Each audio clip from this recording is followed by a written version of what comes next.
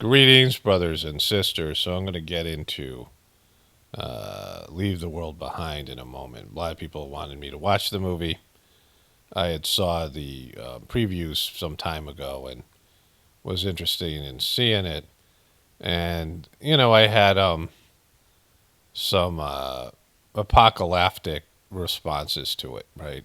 It's a very telling movie for a lot of reasons to do with the collapse of our system. Before I get into that, and I have a bunch of other stuff to get to. Chris Cuomo is laughing at a person with Tourette syndrome.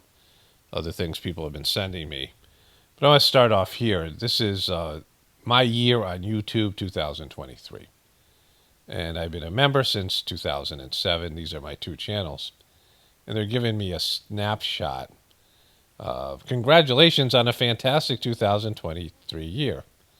YouTube. I got 2.4 million views. It would tell me that how many subscribers I got, but since I lost subscribers over this past year, I've dipped below 200,000 on this channel. And it says here I uploaded 500 videos, 586 videos, 164,000 likes, and not too good of a ratio.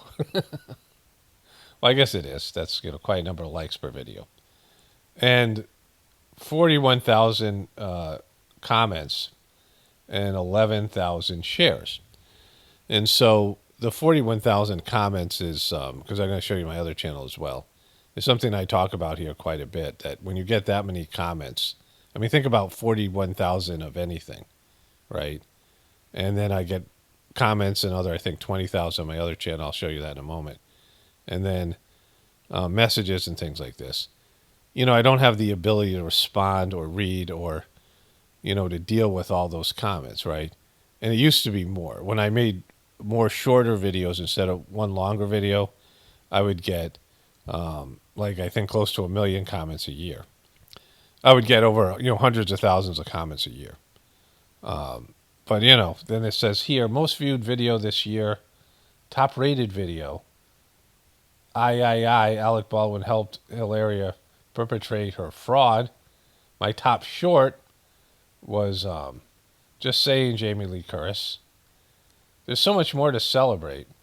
4 years in the partnership program, your community grew when you launched channel memberships, and there's a wrap on another great year. The creator short. The problem with this is YouTube's really booped me this year. Financially and then in other ways. Like they make it sound like, this is they're working cooperatively with me and other people, but they're not. And this is Apocalypse Now, my year on 2023. Apocalypse Now, POTF.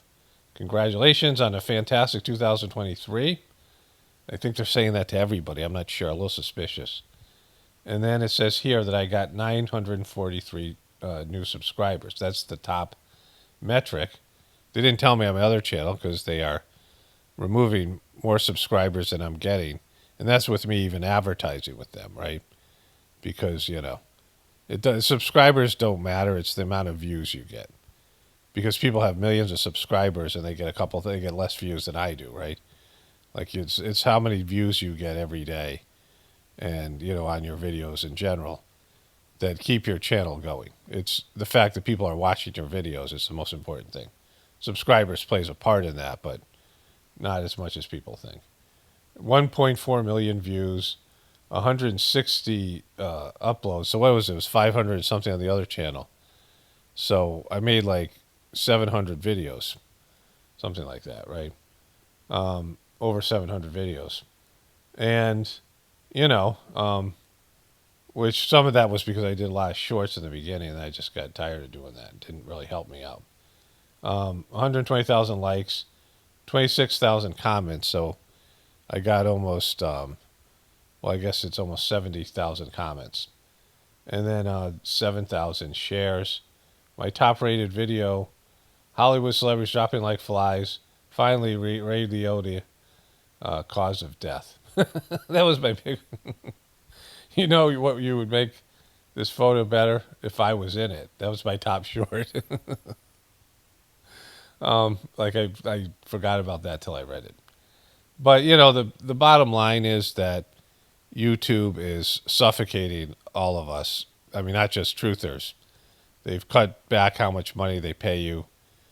People are making drastically less money, and they are squeezing people out in various ways. In terms of, I mean, I lost subscribers on the other channel, and this channel only got 1,000 new subscribers.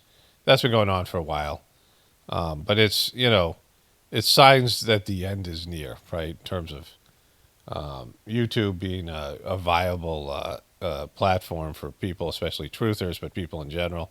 I was looking at Facebook today. I'll get into that in a moment.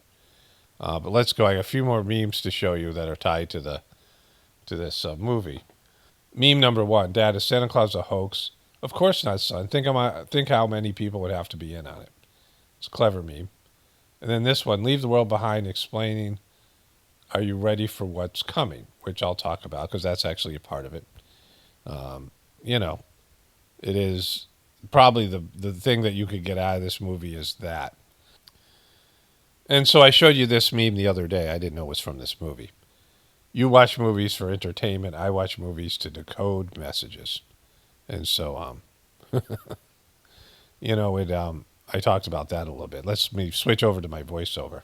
So, what's the most important thing on about Leave the World Behind? It's not decoding messages. It's not the racial implications. It's not that the Obamas were a part of it being produced. It's not predictive programming. It's not any of these things. Not that those. I'm going to talk about some of those things, but they're not the most important thing about this. The most important thing about this is the system collapsing and truther narratives and preppers and all of these things that the mainstream has ignored and laughed at and mocked and done all these types of things. There's another movie called Civil War, which I just reviewed. The trailer just came out. It's going to be released in March.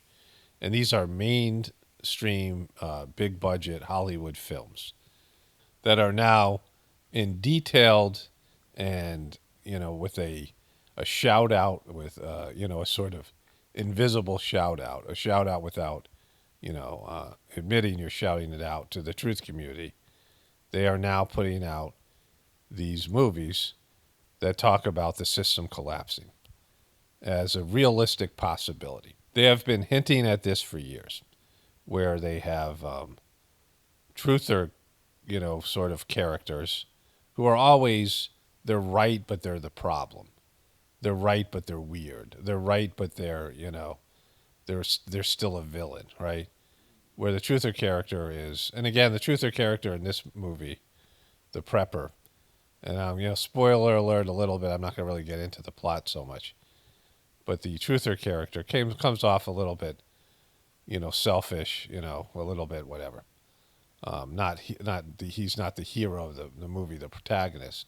But this was a different kind of a movie, right? The fact that the Obamas were a part of it meant two things. It gave credibility to left-wing woke people to this movie because, the Obamas are part of this, the people who like Obama. And to the right-wing people, oh my God, the Obamas made something? Well, you got to see what that's about.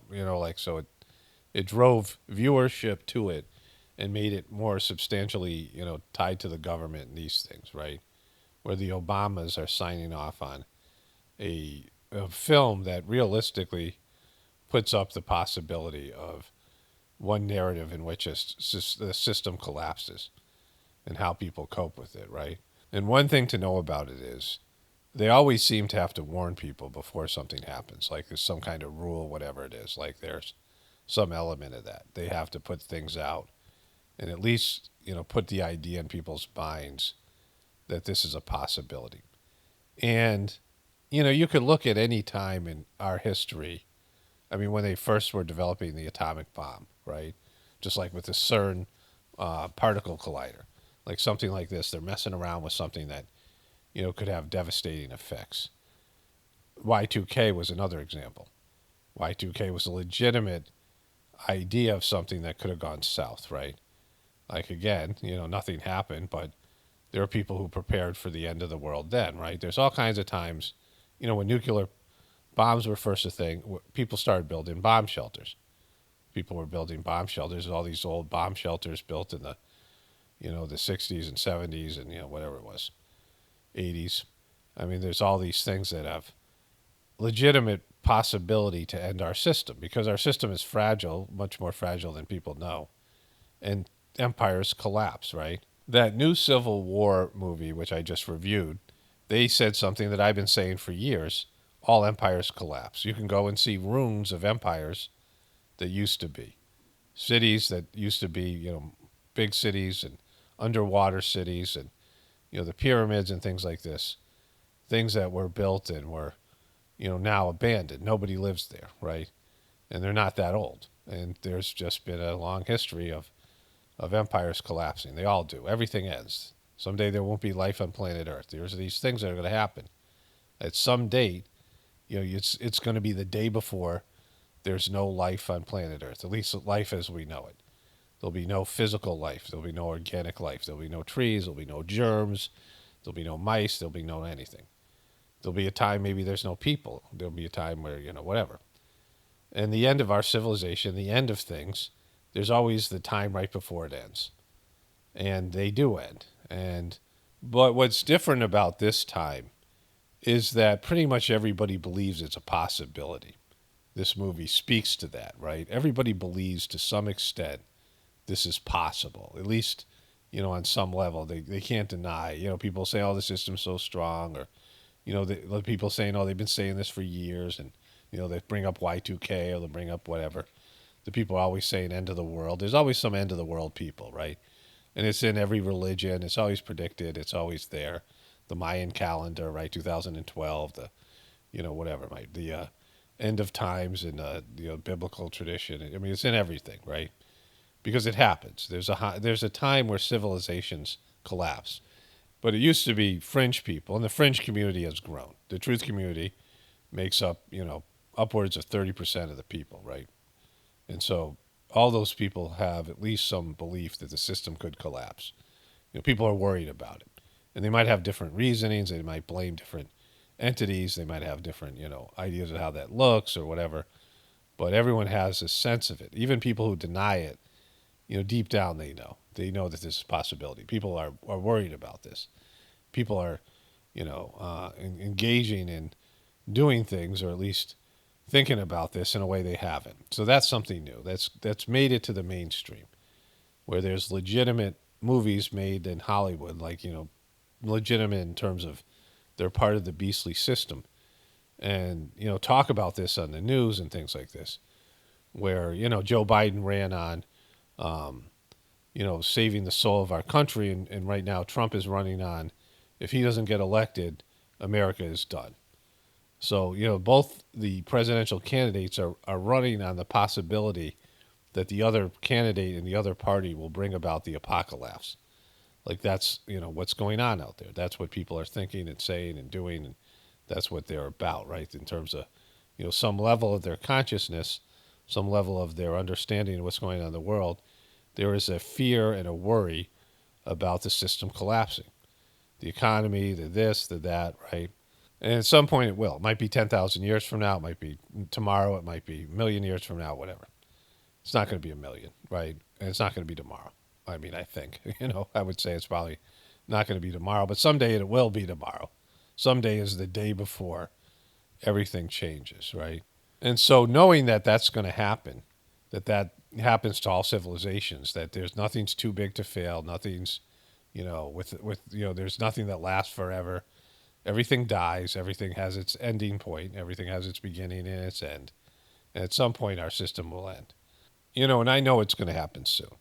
There's an indicator, the most important indicator. Well, first of all, think about what the most important indicator is. And if you have to hit pause, hit pause and think about to yourself what you think is the number one indicator that the apocalypse is upon us. What's the number one indicator? Hopefully, I'll put this in the title. So that your mind will always be working on this to some extent. But what do you think the number one indicator is that the system's going to collapse? And it's not the economy, and that's an indicator. It's not the food shortages. It's not energy shortages. It's not the possibility of World War III or whatever it is. It's not any of those things. It's not anything to do with the system. It isn't anything to do with the all the things that are pointing towards the apocalypse. It's not the debt.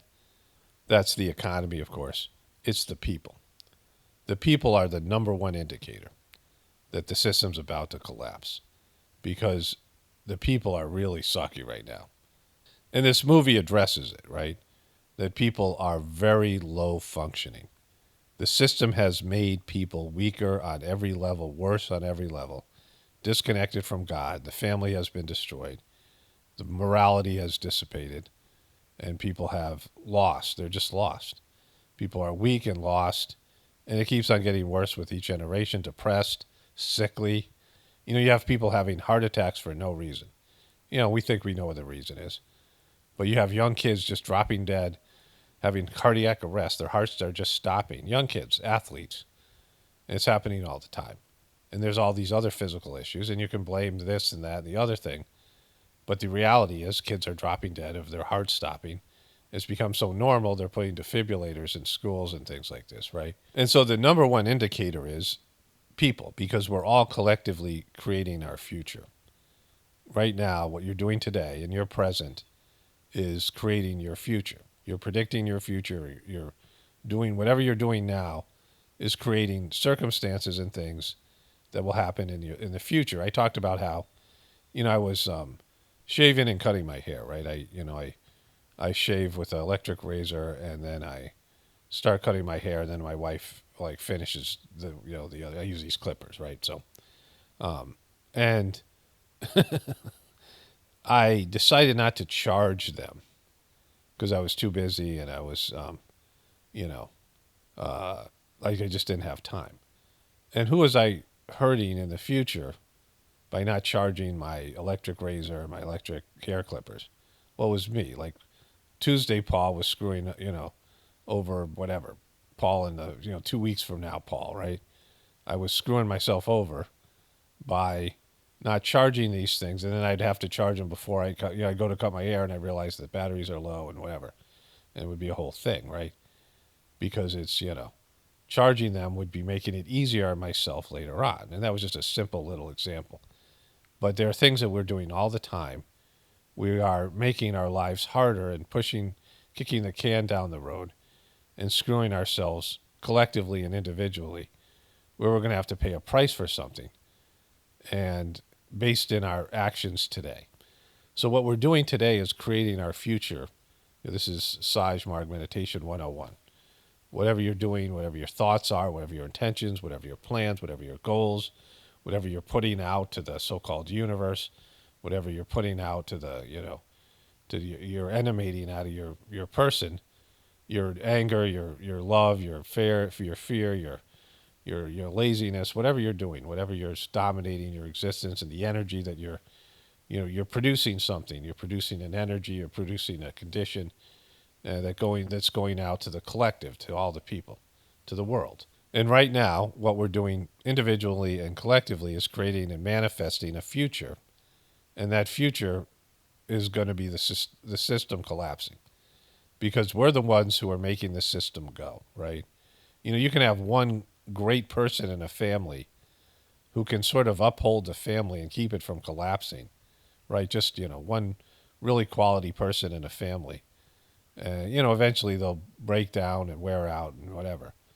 But, if you have enough people in a workplace, in a work environment, you have enough quality people, you can overcome the obstacles and issues that are happening. But if you look around and you see what people are like, yourself and, people that you see, and it's not just sheeple, it's not like, categories of people. It's just people in general. Like the truth community, I'll get into some of the stuff with the truth community in a bit, but, truth community isn't going to save anything, right? Truth community is mostly dysfunctional people who aren't doing anything positive. They've just gone down the rabbit hole. But if you look around at people and you look around at just all of it, where we are and, socially and morally and where we are in terms of hostility and division and people being broken up into groups, there's nothing out there that you could hang your hat on and would say, oh, Like there's this group of people here, they'll save us. Or, there's these, young people and they're going to be so great. We've talked about indigo children and these special kids and these, crystal children and indigo children, these special souls that were supposed to be born. They're cut above, they're more mature, they're old souls, they're coming down to, reestablish the dharma and the, the planet and, duty and, bring back a spiritual renaissance. Do you know any of those people? Do you know people like that? Like, do you know people that you look up to and say, wow, that person's really great? And like, how many people like that do you know? How many people like that do you know that you think are getting it done? They're a cut above, especially young people. How many young people do you know like that? That you look at the young people, and go, wow, that they're so much better than us. The next generation is going to just blow us out of the water, and yeah, they're going to be so much, so much more advanced, so much more evolved. I can't wait to turn over our control of our world to this generation of people, this younger generation, 60% of whom are depressed and suicidal. They spend more time in the cyber reality and they're disconnected from real life. And they have a term for it called in the real world. And they can't hold jobs. They won't do jobs. They don't, live like just jobs kids would do. That there's all these places that can't find enough labor because teenagers aren't willing to work. And they can work an hour a day, maybe at most. And then they have to dive back into their cyber world. And, they have a distorted sense of morals and reality. And so where are those indigo children that we were promised, right? Where the F are they? Like, so, where is the hope, like, for this system going forward? Because a bad system could be propped up by good people. It only takes so many good people, a percentage of good people, competent people, to carry the rest of the, lazy bums and, whatever it is, right? To carry everybody else. It only takes a small number of good people to do that. But there's none. They don't exist. Like people, competent people, people who are, and people don't believe in the system. They're not happy. They're scared of it collapsing, but they don't love it, right? Especially the young people. They're not happy with their lives. They're not happy with how much, they're internet addicted. They're all internet addicted. They're addicted to internet. They're addicted to video games. They're addicted to porn. They're addicted to all these different things on the internet. They're addicted to screen time. And that was, a little bit a part of this movie, not actually addressed as much as it should be. But anyways, it's the people. The people are, are showing you that the system cannot, they're incompetent enough, they're broken enough, right? The whole celebration of being broken and, just everything. Celebrating being unhealthy, being obese. I got somebody sent me this thing with Kennedy talking about JFK. JFK, the original president who was assassinated, was saying that, talking about seeing fat, chubby kids, right? And, he wanted them to exercise and like how that would go over nowadays. Like it's a whole thing. I'll show you that on my other channel tomorrow, whatever it is. But, there's just a lack of physical health. There's a lack of mental health. There's a lack of spiritual health. And, people are, just broken.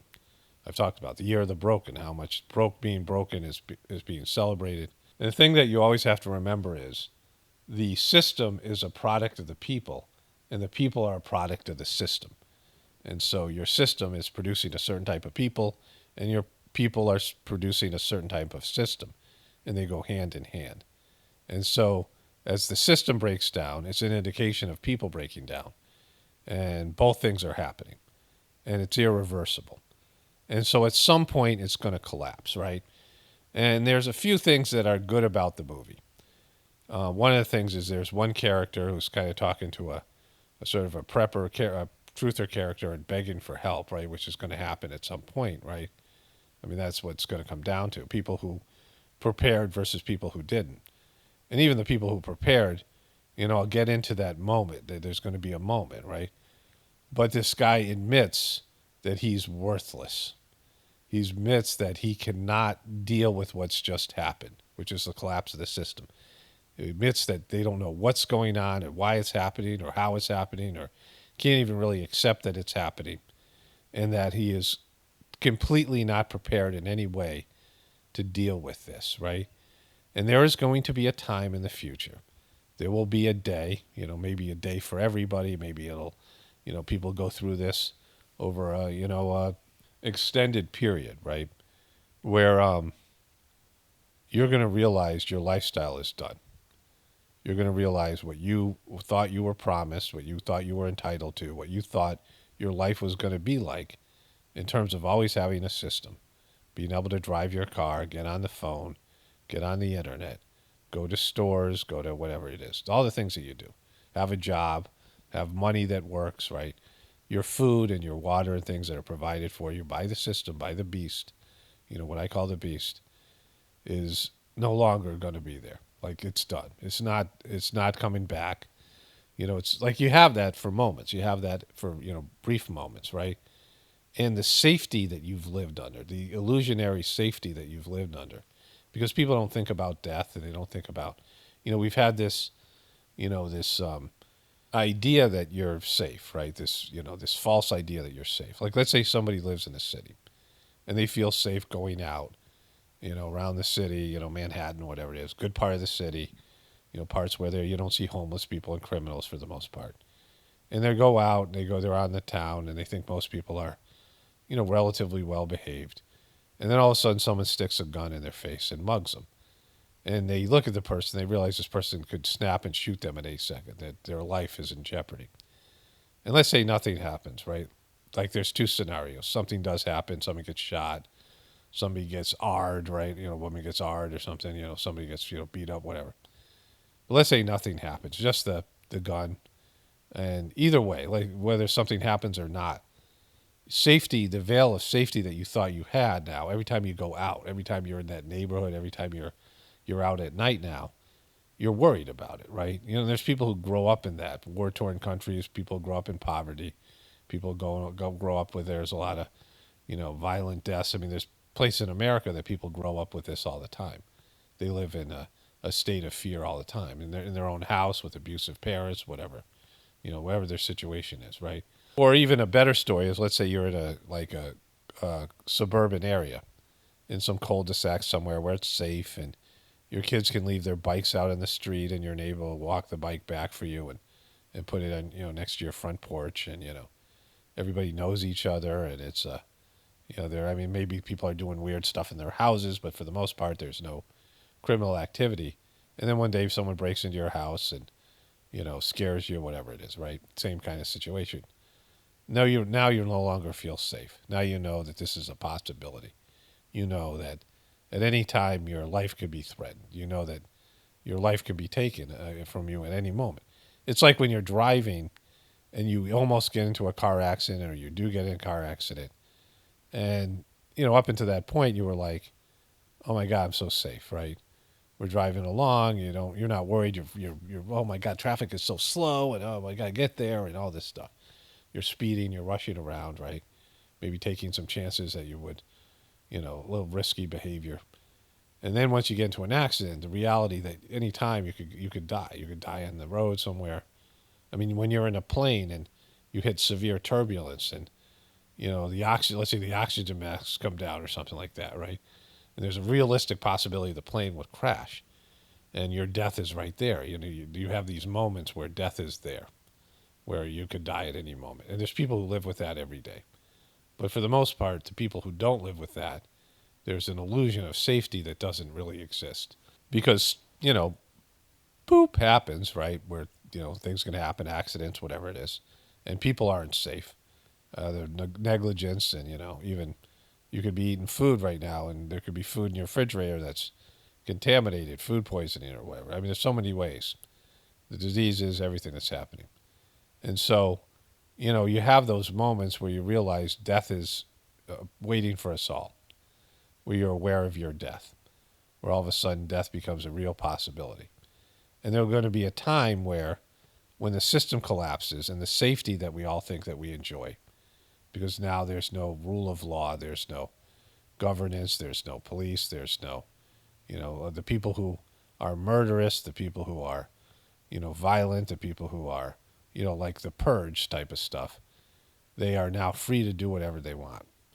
There's no longer a controlling force stopping them from executing the kind of, bad behaviors. And and mistreatment of other people that keeps a lot of people down from doing that, like the system, the threat of incarceration, the threat of whatever, the system coming down on them. But if there's no rule of law, right, you get rid of the disciplinarian. There's no more longer a discipline, and people can go do whatever they want. There's going to be some people doing whatever they want is bad things to other people and taking things from other people, just taking your stuff, right? They can just take it because there's no one stopping them from taking it, right? But in all that, like getting back to the movie and this idea that's out there, there'll be a time where everything is, you know, going south. That you realize that there's going to be your life is going to change. That the circumstances that govern your existence, the structure that you're 100% dependent on, is completely broken down or partially broken down, and you no longer can, live securely knowing that the system that you're 100% dependent on is going to be there for you. It's no longer going to be there, at least in some capacity, either partially or completely. And there's going to be a moment of shock. You're going to go into a moment of shock. People will go into a moment of shock, even though all those of us who are aware of this and prepared. There's going to be this moment where you realize everything changes. You have these real moments in your life. Somebody dies, some information comes to you, and it's just, you're going to remember that day forever. Some of the things are good things, like your children being born. Your first child being born, when you realize, oh, I'm a parent now. And there's a lot of joy. There's a lot of, the energy that's there. You get married. That's a big day. Like everything changes. Like, these are life decisions and things that happen in your life. And there's those days you have where you're more alive. You're more aware. You're not, just going through the motions and daydreaming your way through life and just punching the clock and, just going through your routine. That you are awake and alive and aware of what's going on, deaths and births and things like this, and tragedies and people dying, all these things. And so you have a moment. People are going to have this moment collectively when the system really collapses to whatever degree that means, and you realize your life is never going to be the same. That whatever you thought about before in terms of your life isn't going to be the same. And you're going to have to change. You're going to have to be better. Like this guy saying, I'm completely worthless. I'm not prepared for this moment at all. People who haven't even thought about this, they're just so engaged and locked and, they're deprived of everything, right? One of the indicators of that people are bankrupt, right? One of the indicators that people suck is that they're bankrupt and they have almost nothing to add or give or provide to the community. They're just completely worthless, sucking off of other people in the system. They have, very low pranic energy. Their life force is gone. They're disconnected from their souls. And they're just, almost in a coma, right? They're just limp and, completely without any sort of fight in their system and ability to overcome things. And they're just sucking off of other people. They have no will force. And there's just, cowardice and weakness and things there. And that's most people. They're toxic and they're, like dead inside. I've been known about this for a while. Like I started a homestead all the way back in 2000, 5, these years, 2003, 4, 5. It was the beginning of homesteading, milking cows and learning how to do these things. I started the YouTube channel in 2007 and, was just learning how to do things that we've lost, types of survival. And it wasn't done for those reasons, but that's partially why it was. But learning to do these things with my kids and being able to fend for ourselves to some extent. And what I realized was how much we've lost, like all these abilities and all these things. That if people ask me what was the number one thing you learned, it isn't that it's all hard or any one thing is hard. It's the accumulation of of collective tasks and things in the way that you had to be and consciousness and awareness and how people used to be and how we are now and how overwhelming it is to try to reclaim all these things that we've lost generationally. And I realized, and this is one of the signature teachings of this channel, that there was a time in the past where our ancestors were conned, out of their tribes or forced out of their tribes, were forced out of their villages. They'd been living and thriving for so many years. and some invading force. My wife and I are watching one of the Yellowstone spin-offs. I think it's the second prequel, and the native peoples are. There's a school for these native girls, and they're being beaten by the nuns and things. It's really graphic and hard to sit through. These mass graves that we now know exist in the Catholic Church. Trying to beat the savage out of these people, and it's an Irish nun who's beating a native person, and the Irish people themselves. When they spoke Gaelic, the English people that were oppressing them beat them up, would beat the Gaelic out of them, beat the Irish out of them, right? And now this Irish nun's beating the native, the Indian out of the native person out of out of this girl, right? And won't allow them to speak their own language, and just wiping out their culture. And so there's that. There's the forced indoctrination to get people out of their tribes and villages. And then there are people who are just, chose to live in the cities and were shown that city life offered so many different advantages. And once our ancestors did that, there was going to be a time in the future that we would need all these skills and all these things that are now lost, right? Generational skills of how to survive as a human being. There would be a time where the system that was promised, there was a promise. There was a promise that, though you just have to work 8 hours a day or 16 hours a day, whatever it was back then, you just have to work a singular task, and we'll give you money, and that money will provide everything else. And you'll have more free time, and you'll have less labor, and all these things. And all you have to do is believe in the system, believe the system will be here forever, and let go of all these things that you've been doing as people for generations, for thousands of years to survive. Let go of all your knowledge, all your instincts, all the things that make you human. Even your family doesn't matter anymore. You don't even need your family anymore. You just need a job and money. And they were creating a future where generations of weak people, getting weaker and weaker and more dependent on the system. And now the internet, where there's not only are people, disconnected from their native skills, their human skills, their survival skills of being, a farmer and a part of the system, part of a village system, a family system, whatever it is, right? To survive and to, navigate their life as a natural organic human. But now there was the cyber world where you were disconnected from physical reality altogether. I mean, no one probably saw that coming the way it is now. And there'd be a time in the future where these weak people have lost any idea of, being like zoo animals, any idea of how to live and how to be in the world as a, natural human being. And the system that they thought was going to be around and they were promised was going to be around for them forever would collapse, and they'd be left helpless and weak and pathetic, right? And that's where we are now. And so I've known this for a while because my family and I homesteaded, the family that used to be. My kids grew up in a homestead and was homeschooled, and they were learning things and all this stuff to do with my spiritual organization. And, my ex was a nightmare and, but had, skills and was smart and, good at some things or whatever. But it was, the family fell apart and all these things. But I realized the thing that was missing was community. That doing it on your own, certainly as an individual, but also as just even a small family or a big family, was nearly impossible. That to survive in a post-apocalyptic, where the system no longer was there for you, you needed community. I'm very aware of it today, right? And so I'm in the position to start building a community like I am and have been for a little bit of time. And I've put the idea out there.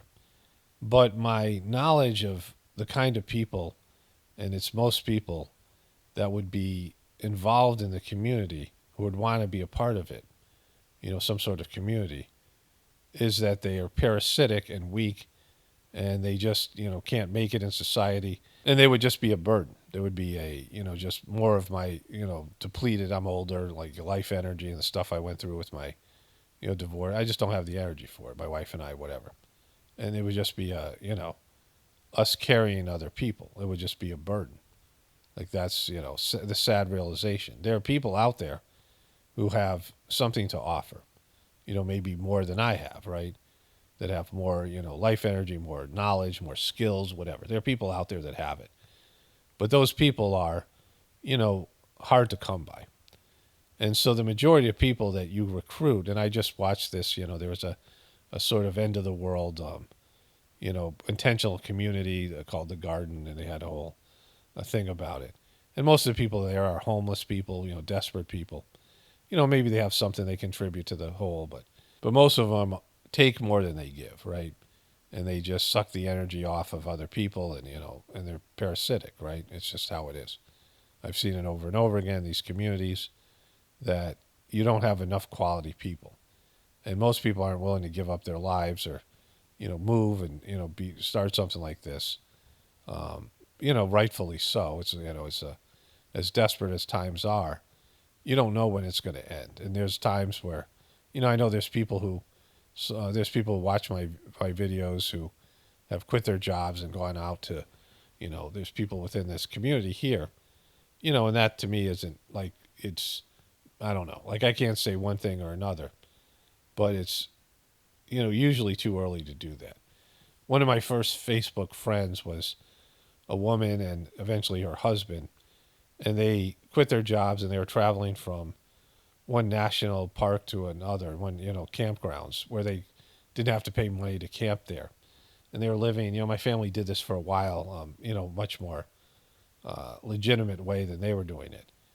But after a while, like they got shot at, and there's these free campgrounds where people don't have to pay, but there's no supervision.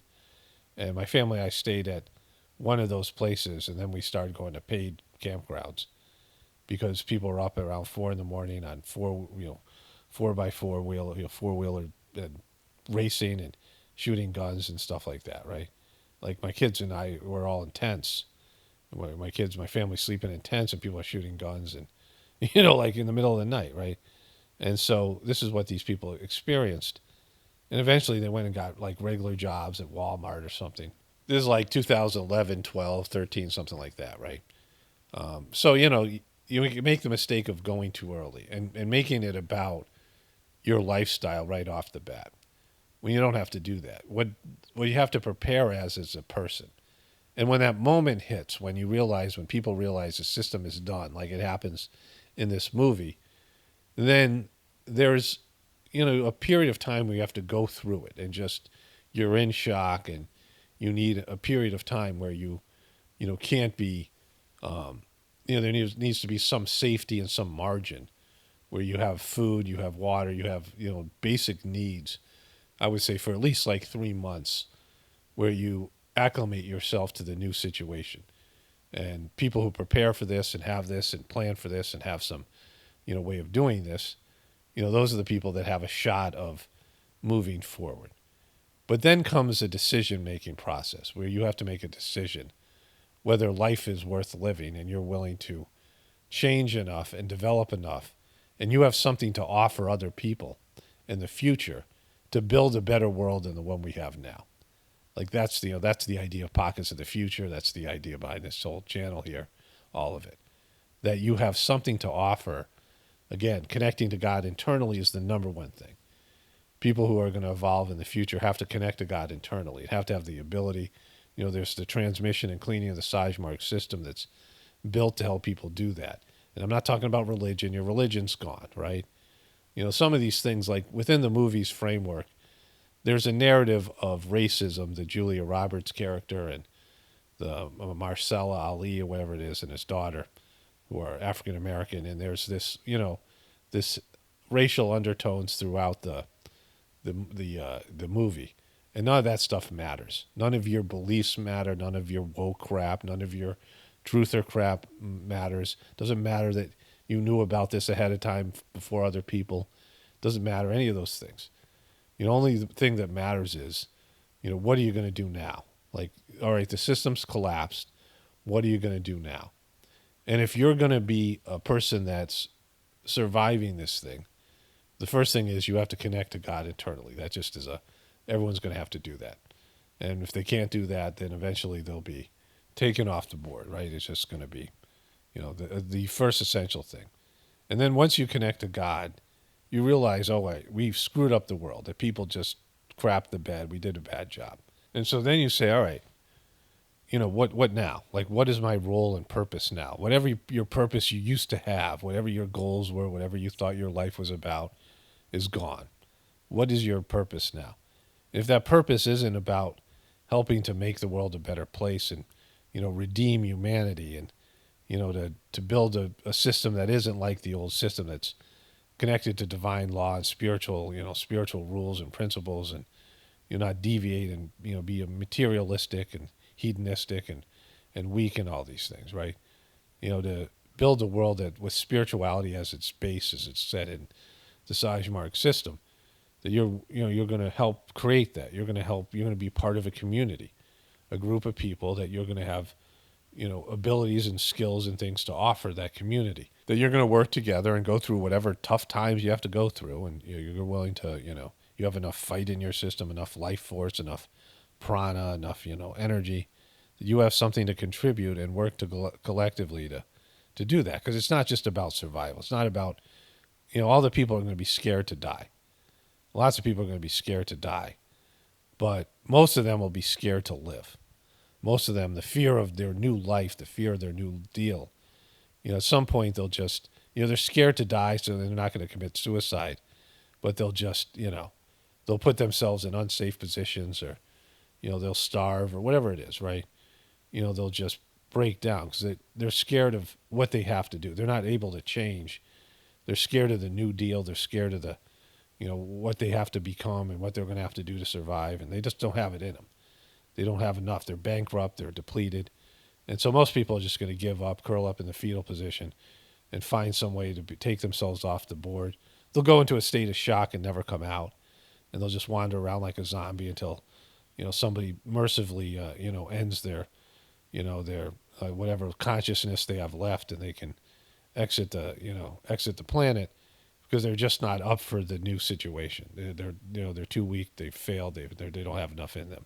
But those people who do have something in them, they do have something. There's some part of this is part of their destiny, and they feel like they're just not an NPC, but they're a protagonist in this new, this new situation.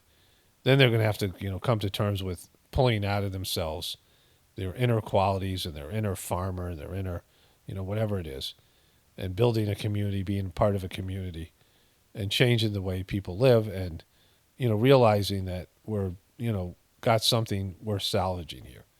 And that's if we do. Do we? Does humanity have something to offer? Can humanity be better than we are right now? Can we? That's, these questions will be answered.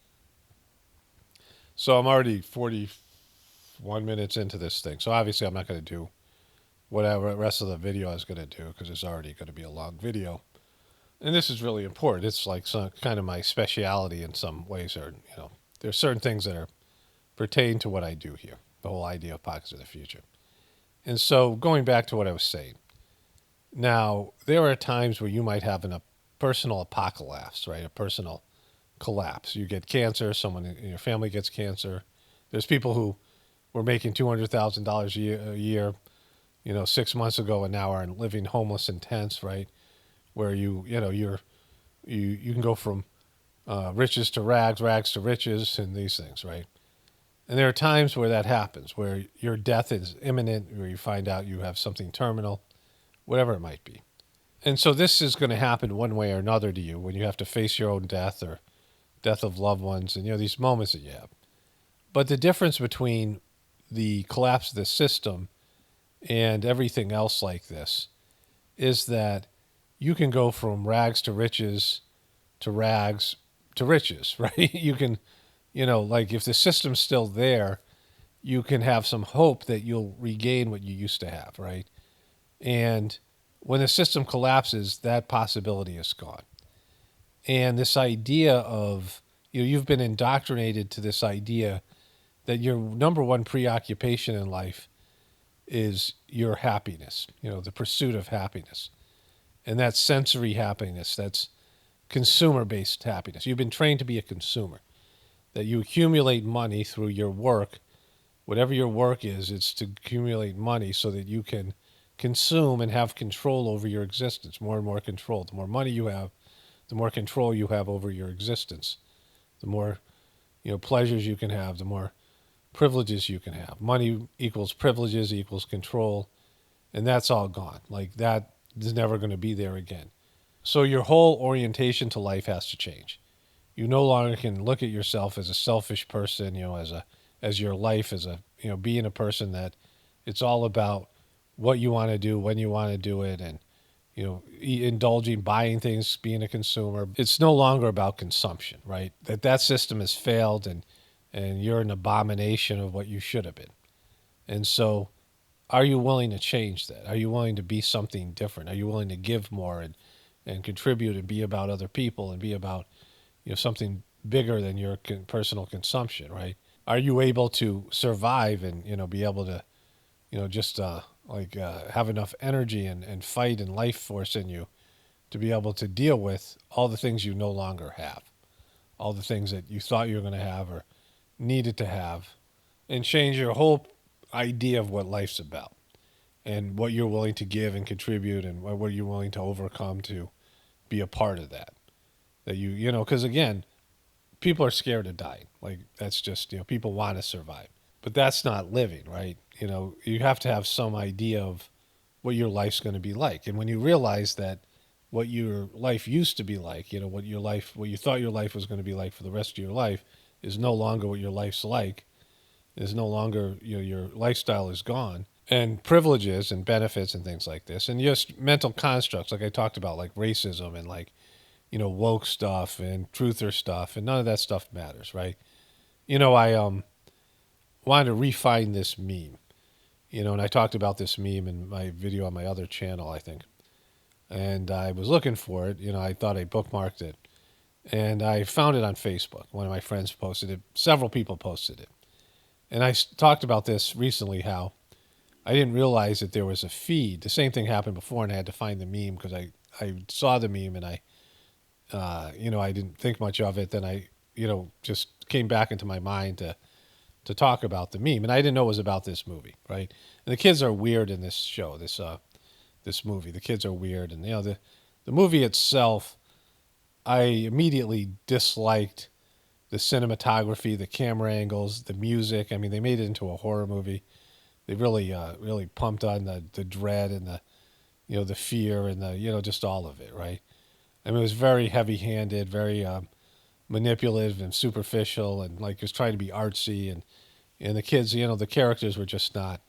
There's not much to like about the movie. I mean, there's some stuff in it, and like I said, it's an important movie in the sense of it's unprepared people realizing everything's changed in a way that is very prevalent for most people. I can understand that this is a realistic possibility, but I'm looking for the meme. And I realized the other day that I could click a feed button on Facebook and just have my friends, no paid content, no, whatever it is, no, just my friends, just the friends of that I have on Facebook.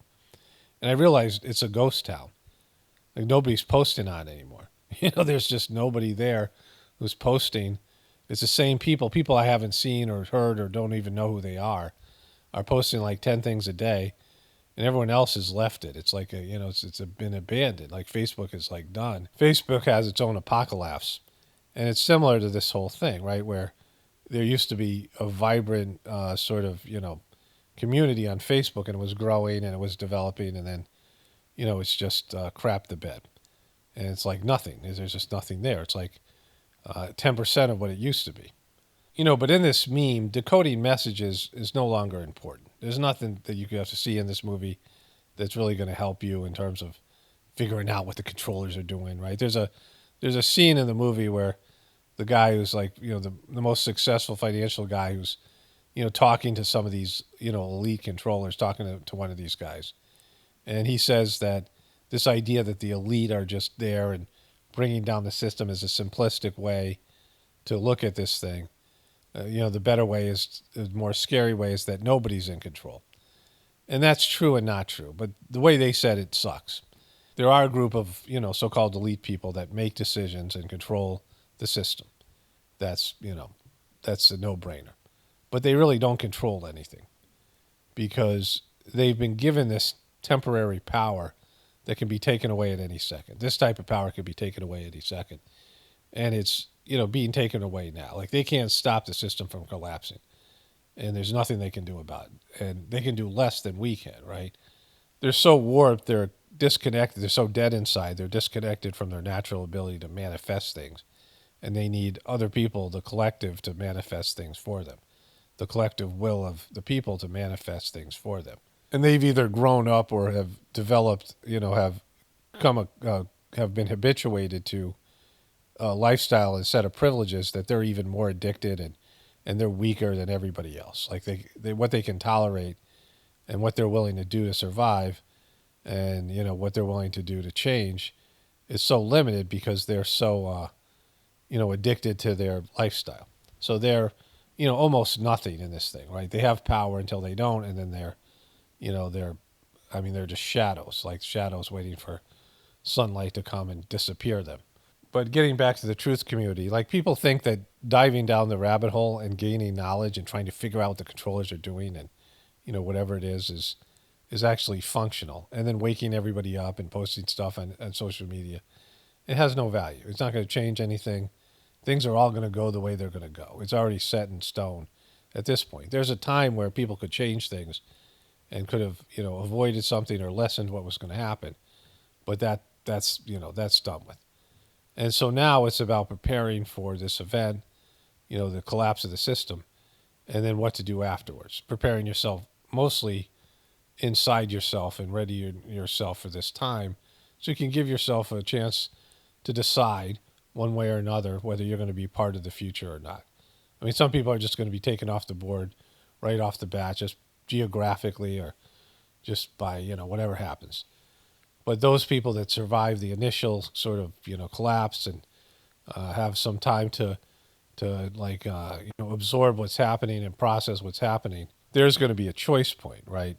One of the good narratives in the story, and I don't want to give away the, too much of the ending, but there's a young girl who's watching the show Friends, and she hasn't been able to see the ending of the show. And, everyone wants things resolved, right? Everyone wants she wants to find out what's happening between Ross and Rachel. And, there's another character that is talking about the show saying, it's like a reminiscing for something that never was, right? Like it's not realistic, and it's, she had watched the show. But people want things to be resolved. They want these narratives to be, was somehow important to this girl, right? It was her main driving force in her character arc. And there's a lot of symbolism and a lot of things in this movie. And none of those things are important because, finding out why this might happen or who's responsible or, any of these things are about what's going on now, what's going on in the past and what's going on now. But what's going to happen in the future is something where you have to liberate oneself from the constraints of their indoctrination and then move forward in some sort of a way that is about the way people are going to be in the future. This is Pockets of the Future 101, right? This idea that a person goes from depending, being a slave to the system, to the beast, to being like a slave and a servant of God. And God is a much better master. And connecting to God internally and then realizing that this is coming from God, this is part of a plan, this is a necessary, thing that has to be done, and evaluating what role you might play in the future. What you're having a new vision and new goals and new things that you want to help to contribute, like building a new civilization, building something where, a more cooperative a community or whatever it might be, adjusting to your lifestyle, accepting the changes that are going to be there and being able to adapt. And, that's all anybody can do to this thing. Giving yourself a chance to take to be able to choose. Most people aren't going to be able to choose. They're going to be too overwhelmed. And it's, they're just going to be thinking they're going to be in their victim consciousness. They're going to be in, denial and bargaining and all the stages of grief. They're never going to get to gratitude, which is beyond the 5 stages of grief. They certainly won't get to gratitude, but they probably won't get to acceptance. And the people that don't get to acceptance have no choice in the matter. They're just going to be, mad and, feeling like a victim and poor me and all this stuff, right? Until they're taken off the board. They're just, they're not even going to be able to, navigate the changes that they have to undergo internally to be able to adapt to their new circumstances. So in that way, the movie, provides a service to, think about these things, right? things that are there for all of us on a daily basis. Something that I've been aware of now for years and years.